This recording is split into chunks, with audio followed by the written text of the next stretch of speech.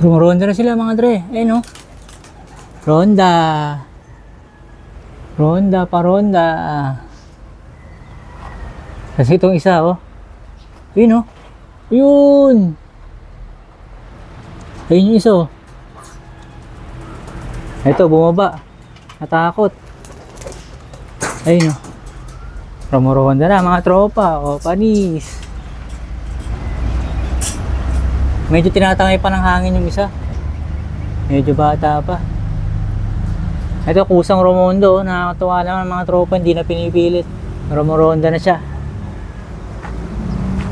Uwi na sana ako eh. Tapos na yung vlog sana eh.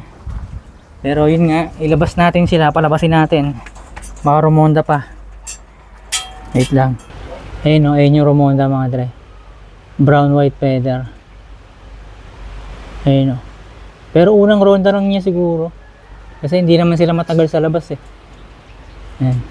So ang ginagawa ko sa kanila, bago ko sila pakainin, palalabasin ko sila. Tapos 1 minute lang yun. Tapos tatawagin ko na sila sa pamamagitan ng pagpapakain.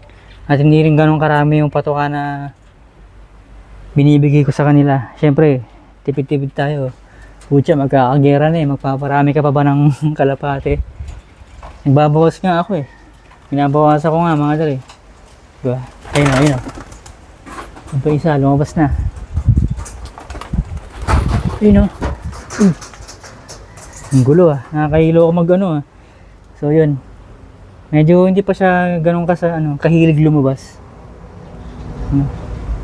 Hindi pa siya masyadong mahilig lumabas. Pero sige, buksan na lang muna natin yan.